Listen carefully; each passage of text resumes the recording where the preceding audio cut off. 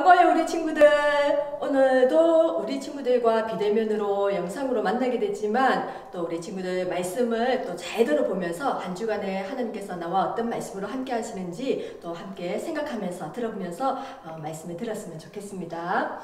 오늘 우리에게 주시는 말씀 사도행전 6장 1절에서 6절 말씀, 신약 196쪽에 있는 말씀인데요. 아마 우리 친구들이 좀 익숙한 말씀일 수도 있어요. 한번 우리 서로 천천히 말씀을 한번 읽어보도록 하겠습니다.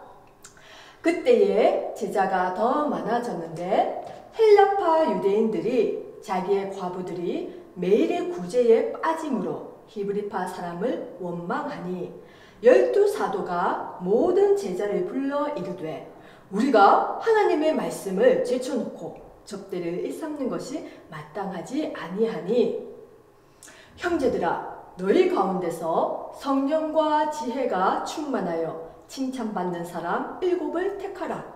우리가 이 일을 그들에게 맡기고 우리는 오로지 기도하는 일과 말씀 사역에 힘쓰리라 하니 5절 온 무리가 이 말을 기뻐하여 믿음과 성령이 충만한 사람 스데반과 또 빌립과 브로고로와 니가노르와 디몬과 바메나와 유대교에 입교했던 안디옥 사람 니골라를 택하여 사도들 앞에 세우니 사도들이 기도하고 그들에게 안수하니라. 아멘.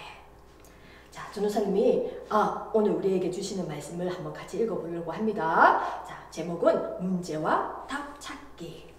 문제와 답 찾기. 자, 어떤 내용인지 한번 보도록 할게요. 그림을 몇 가지 준비를 해왔는데 이 그림을 자세히 보니까 뭔가 낌새를 느꼈죠? 이상하다 하는 부분들이 있을 것 같아요. 첫 번째 그림은 우리 아주 많은 일들을 또 이렇게 훌륭한 일들을 하고 있는 119 소방차예요. 그죠?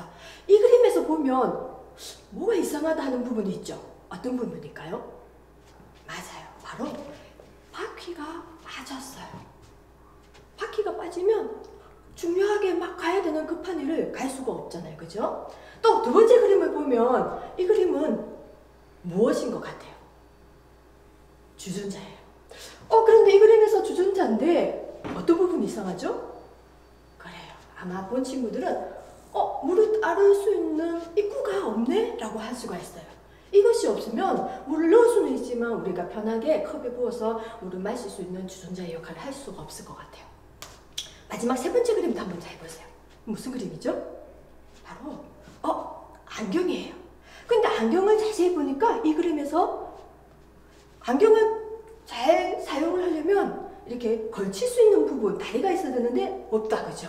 그래서 이 그림에서는 다리가 온전하게 붙어 있을 때 제대로 이렇게 잘 보일 수 있게끔 도와주는구나 하는 걸 알 수가 있는데 마찬가지로 우리가 이 그림들을 보면서 정말 부족한 것들이 하나씩 빠져있을 때는 중요한 역할들, 기능들을 할 수가 없다라는 것을 우리가 알 수 있었어요.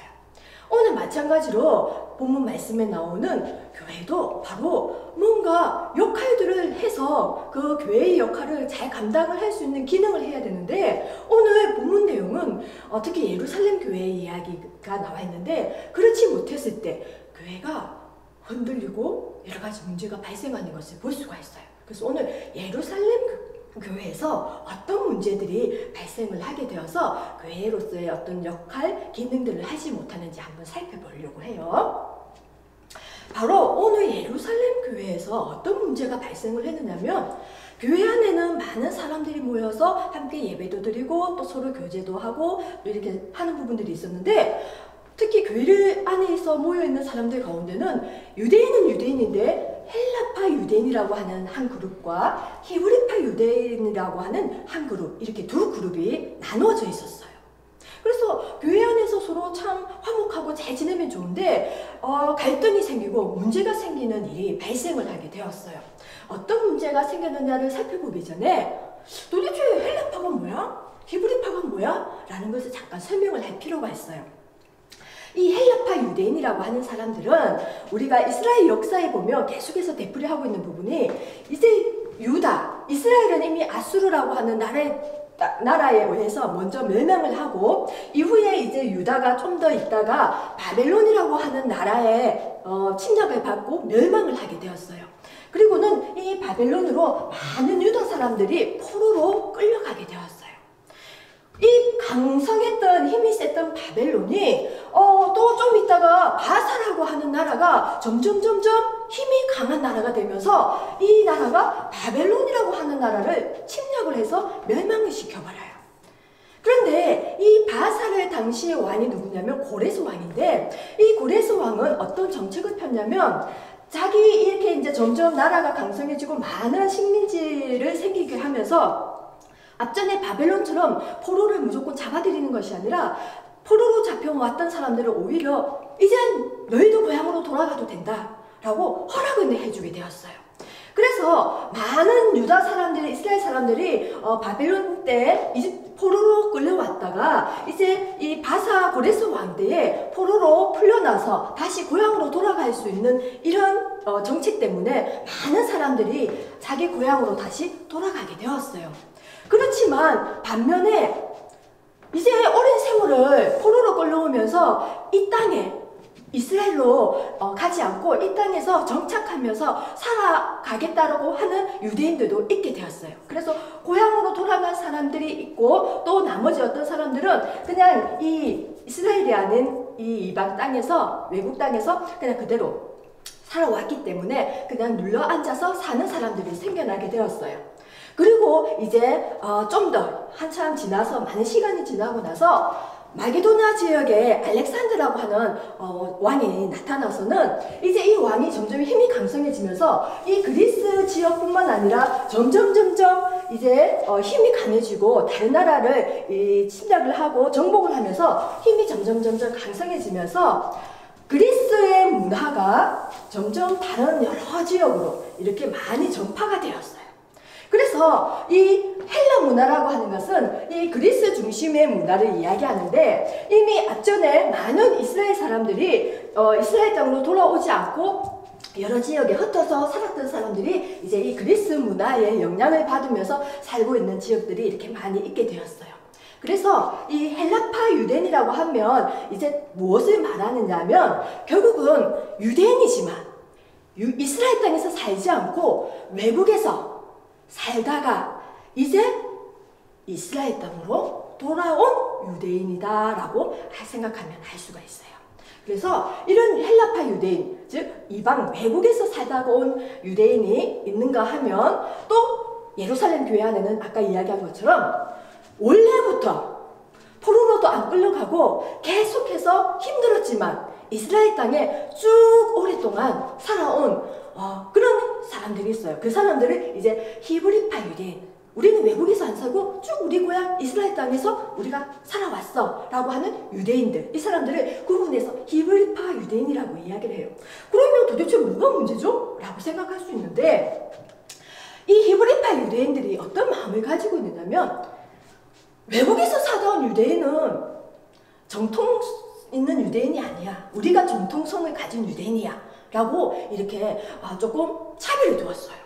특히 이스라엘 사람들은 옛날부터 가난하고 힘든 사람들을 도와주는 구제활동을 많이 했었는데, 그런 부분에서도 같은 유대인이지만 외국에서 살다 온 사람들 가운데서 힘들고 어려운 사람들이 있는데 또 불구하고 구제활동을 하는 가운데서 그 사람들은 빼버리고 히브리파 쪽 사람들의 어려운 사람들을 많이 챙겨줬다라는 거예요. 그러다 보니까 헬라파 유대인들 입장에서 보면 많이 서운했던 부분이에요. 같은 유대인인데 같이 어려운 사람들을 도와줘야 되는데 우리가 더 정통성 있는 히브리파 유대인들이니까 우리가 먼저 이쪽으로 우선순위를 둬서 도와줄 거야. 너네는 조금 덜 도와주겠어. 이런 차별 아닌 차별이 있다 보니까 이제 헬라파 쪽 사람들이 히브리파 사람들을 향해서 원망을 하게 되었다라고 오늘 이야기가 나오게 되었어요. 교회 안에 이런 문제들이 생기다 보니까 교회 안에 중심이었던 이제 예수님의 제자라고 불리는 12명의 사도들이 이 문제를 듣게 되었어요. 그런데 우리 친구들, 문제가 만약에 나를 아니면 내 주변에 어떤 문제가 생겼을 때 그것을 우리는 귀 기울여서 듣는 편인가요? 아니면 나하고 상관없어, 에이 귀찮아, 이렇게 문제를 회피하는 쪽인가요? 만약에 그런 상황이었다면 교회도 마찬가지고 문제를 해결하기가 쉽지는 않았을 것 같아요.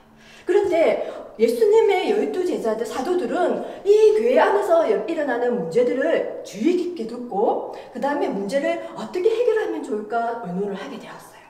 그리고 이제 우리가 하나님의 말씀과 사역하는 데만 활동을 조금 더 중심을 두고 다른 활동은 그 일에 맞는 사람을 우리가 선택해서 맡기는 것이 좋겠다. 그래서 누구는 소외되지 않고 공평하게 이렇게 받을 수 있도록 우리가 사람을 세워서 그 사람들로 하여금 그 일을 맡기는 것이 좋겠다라는 해결책을 마련하게 되었어요.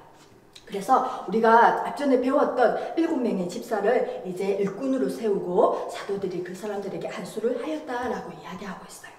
이런 문제 해결을 통해서 몇몇 사람만 좋아하고 몇몇은 그래도 나 마음에 들지 않아 이런 것이 아니라 이 사도들의 문제 해결이 오늘 사도행전 6장 5절에 보면 온 무리가 기뻐하였다라고 하면서 모든 사람들이 만족을 했다라는 거예요.